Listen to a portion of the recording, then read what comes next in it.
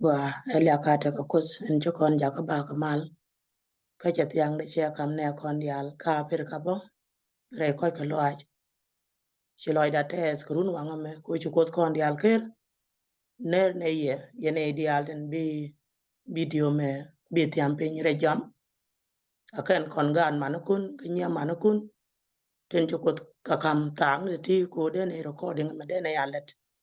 an ni mandu no re choldak an wale to kon ka ngi chen bang wan dien re yong ne dial ten ngi kon tin to kon ka ngi chen bang wan dien ngi chen bang wan dien ba chang in chang long ga chang dar ba chang ye che jang kos ni David Kak ka Ethiopia ka ba chang ka kel ba ba jamatin nin dang raw ti ki introduction kana chang in jol ba ka ngi jan wal jaramin chu ko da kam kon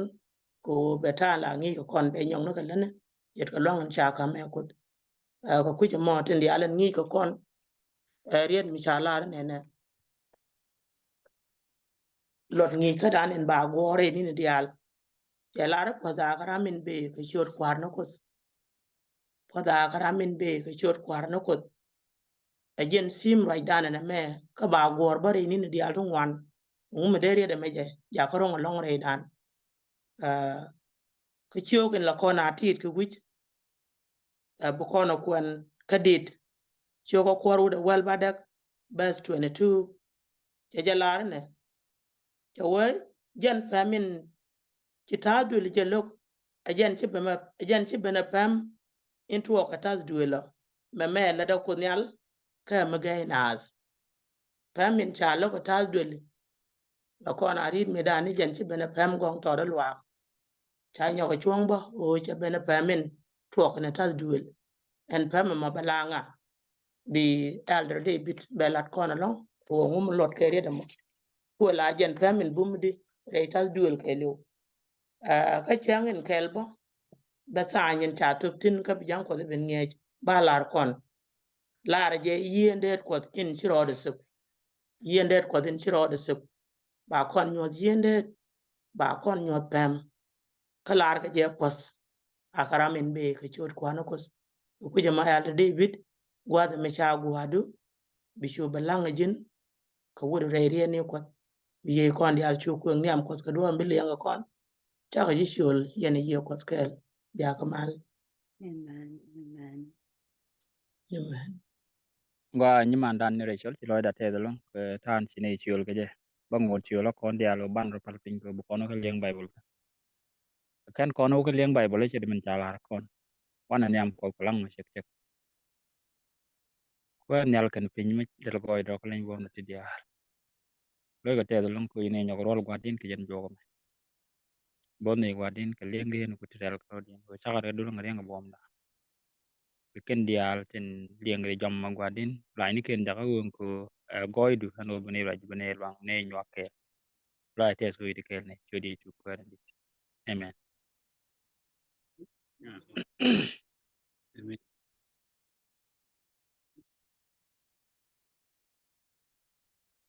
gwa chi kon kwen ko kam jak ko cha kon yo mat ke jen jogo me chwale yen mes ne ko dial tin nok ko de raj ko de nyak lo da te de lon ka tan nyak raj ko je ko gwa la yen be bi yen min lat ko yen ling online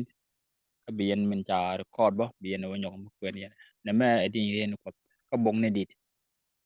dit chi kon kwen ni ke jok nyam dien be ne ke jogen badak dien chi kon me le de kon ke liu ko ki Canada ki ko den che ko ki kana gwan duere ki no ko kon ka den ni ti tere bok din idit ke nyot kon bok din bok kel ko bong na bible tin cha ko chi bong mu kun ga gol ga ko tin la de no kon tin rel ko den ko ki ye chu kristo gor kon ko ni ye chu ka tan chi bok din la ke yo ngam badak den chan ra ko along a chiang de chinga kon ka pel chiang ga chung ni me chan ling ne me dong chia kwen kon je ki rach ko pun chan la rai dan bu kon mo ge long me de chiang kono e chiang chung anh xem mà con các cái thằng điền chứ để mình chào quên con nó như mà đàn đi cho con cái luôn vào đây cái để bên này các bé dân đào rồi cần bé dân đào rồi được dân siêu cái thịt con này cái đàn pin như mình chào gọi program mình bê cái siêu con chào con cắm đi cho con cái luôn vào đây bé dân đào rồi nó bố con thịt cái đàn các bạn thấy cái xe đấy để nghĩ chứ vô cái băng hoàn điện mà cái luôn mình chào là tin chào dân pem Google kia pem gong tỏ đó kia pemมันตัวกับท่าด้วยdân chỉ pemไม่ชาโลกับท่าด้วยเลยdân chỉเป็นpem gong tỏ đó mà kia pemมันตัวกับด้วยนั่นแม่ว่าลั่นมาเลยก็ได้แค่ไม่แก่นาไม่แก่นินเดะเดี๋ยวแก่นาเราจะมาคารวะเดะที่คนก็ต้องรู้ว่าควรนี่ชวนกว่าเลยบุกดินเล็ดนกคนงะอันเต็มง่ายชัวร์เลยpemแค่ด้วยด้วยเล่นดินแค่กันท่าเป็นท่าฝึกด้วยเดี๋ยวลูกกับpemงานนี่แค่งานนี่ฉันจะที่บริษัทที่แกควรบุกดินควรคนไหม ta da kon ngwane ti go long ka kwi la di chu kerso chalan la di chu kerso kro ade mana ta han bi tegeje la bug din chata de ka bong ro ni go go dial ko ken jiro kwi ko ni yechu ta da kon ngwane long ti ngwan ka kwi ko che kerso chol che ko kerso kup chalat la do kerso bo agat chalat chata lu do kerso ka ngot chalat chata no kerso ka luade do chalat che kerso lat bo la yende din kwa te yende din jek kerso ko la yende din kwa amene wo ba kwak mene wo be chu mene wo cha chwa de kel cha betul liade je de ko lit wo de rol nel ta de rol nel la bot palga mene ta de la kwa e jere nda to ta lat kon bugdin na male da kon do ne en bugdin la da kon ngwana ti go mu gor kon ko ye chu bo kon ngai mu gor kon bo kon la da bo kon ngai mu gor kon wo bo kon men ti tin tem bo kon ngai ngwana dial tin kwik kon ge la ga ko kon judge long ka bugdin ku ye chu ten gor ko leng ne ban leng ku ye chu la ga kon go along ka bugdin la ye chu dial tin go ta ye chu la bot pal no ko no ye chu kon ke je la yende kuidan ta ga la dan gwa da me gor go bu kon dan bu kon yet ka bugdin ko ba kon lat ten gor kon ke de kon ke ling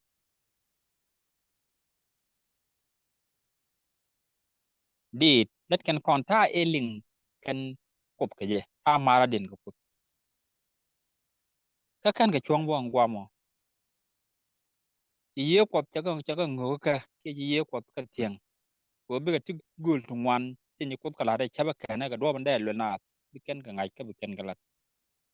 da mi kon wo ko re bo din ka tin cha nyot ke nei te ki din ne kon de kon ko lat lo ji lo man cha ka tin dial tan dial cha nyot ka tan cha ti kris wo cha lat ke je ka do ban kan ko kon ke je tan cha ma sa cha lat ke je mo gor kon ma sa ba na ngai do ba kon ken ni ya kon ko de lo ko mi kon wo mi kon ko bo din bo kon ke je nan ro de anda kan ni tin bo kon ko kwen re ngi ja ne me ngi bang man de ne me bu ko ra ji long ku ki yende ram man ci ro de tup en yende ne ci ro tup ku ki de ban ra bo ka ta chu je de man cha lat bo dit bo cha ta ye chu la ga david ya on bo be lat kon dit bo do cha ta gu ka ye chu ta chung mo de re ma de ra mi do ra do cha lat bo cha long ye chu la de la kwa man ta do nel la bo pal ne ken ban latin ban ling long re ngi mo kon tine alatin go pan ku dan tin de kon go ban ling ku ye chu ta gala da bugdin man yam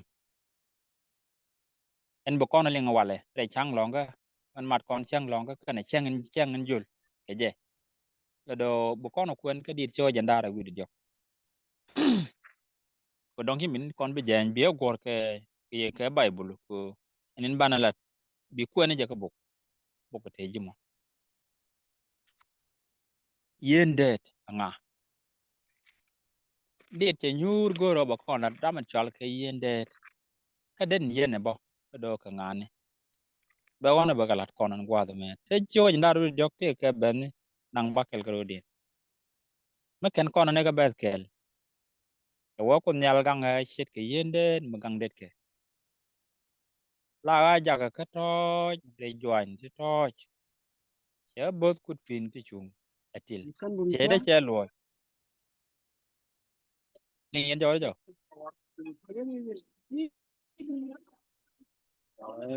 Yes, link ne elder. Take an edit here right go long. Yeah. ba Yeah. jok din che la te de che lo che bot ka do chung ni ki go che de a chang jala le lo le mi chul che ba dwal ke je ko ti kel ka ta no min go ka ne ke du la gam ka che le ka met nyam ji tara ka churi wi de yir kliet ka churi le ra tiang abele ka tok goidu kana koy loidu bi ka tekel ka kanin tega de dia ka ba cheng lua ko nyal ka pek tega de kelu angu chile ngon tame ka chio ka jandar wi jok ka jandi de kono kwen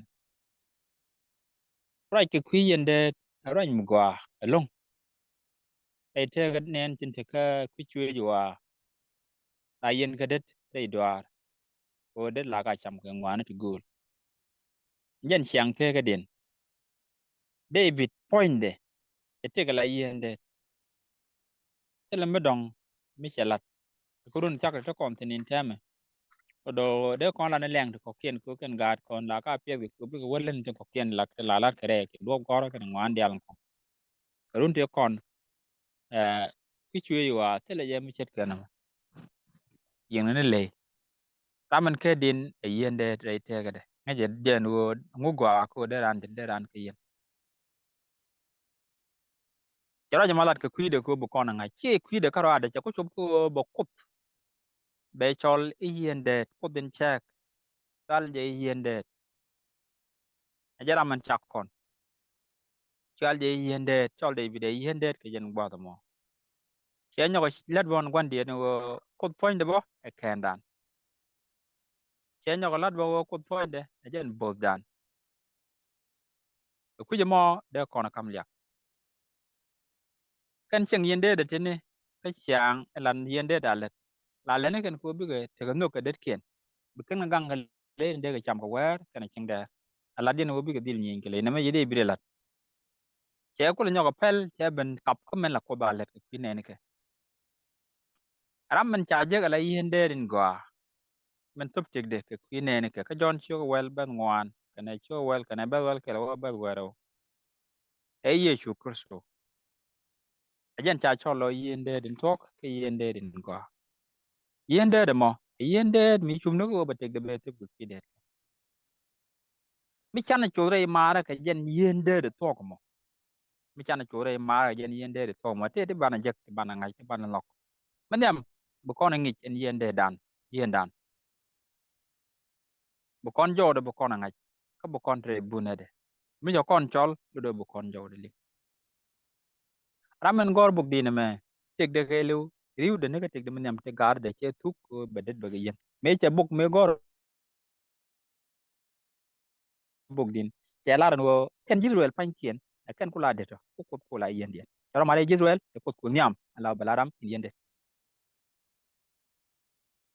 ka kuje mo murai kon wala re ma dan ko bu kon ko ye chu je yen de cha ko nyam kon ka kon det ke ten la yen men cha gor ka bet ke la wo bet ngwan jen cho jen nar bi jok del te ma la le de ma dong o ba nang wa den de wal go je tin bala ga bereng yan charo de lon ka gang ka mi je ga be ben ke je a yen de ku la gwi ka bi yen de mo ke kwa ko del charo de mo ke jat ka charo de mo ke ka ngom de yi je kana man ka len ci ben ke je la ba yen de la ja le do ne men te mo ne kon ka pel pin ke na nga re ramadan ga ku mrai kon elin kon kek mu cha choli yen de a kon ja ga ban yi ngok ko del la gang ne ye ti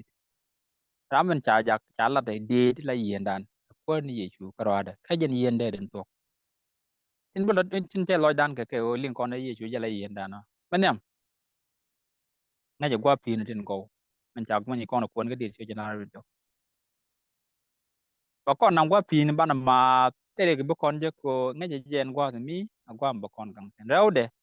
nga je gwa wal tin go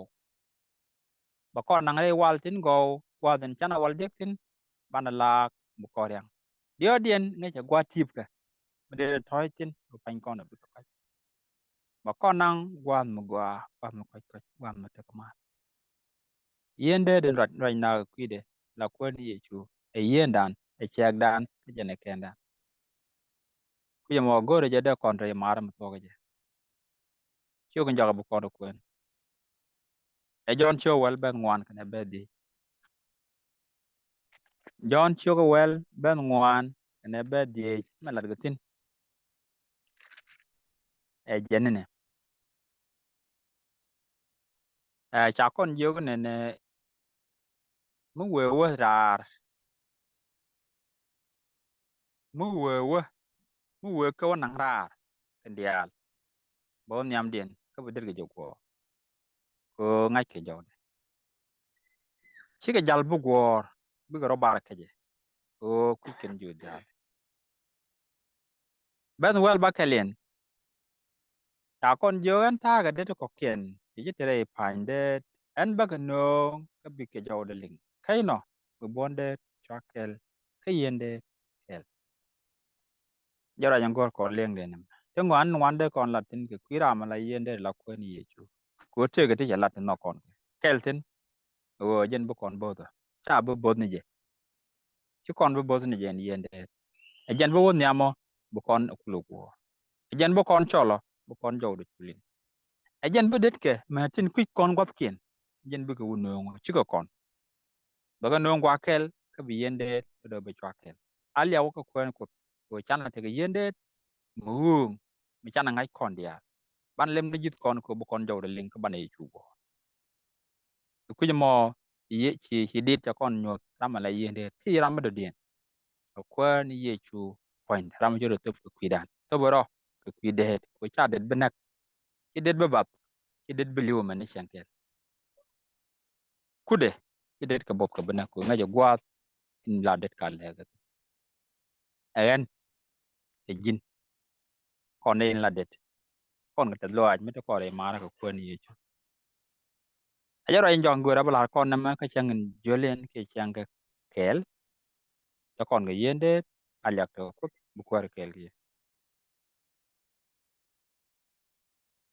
Amen. Amen. Amen. Elia ka te ko kwena kus dan ci loy dan jetes. Kariya di alen channeling ka alder David. Ko kuje mo be shu pal ba ko go ko bu kon ko won yam kalaten ko ken. Ane alder pale ko gugrian retena. pal na ko ni yecho ci lo da te da lon ko da ka kenda ka chek da ka yenda ko ci ne yen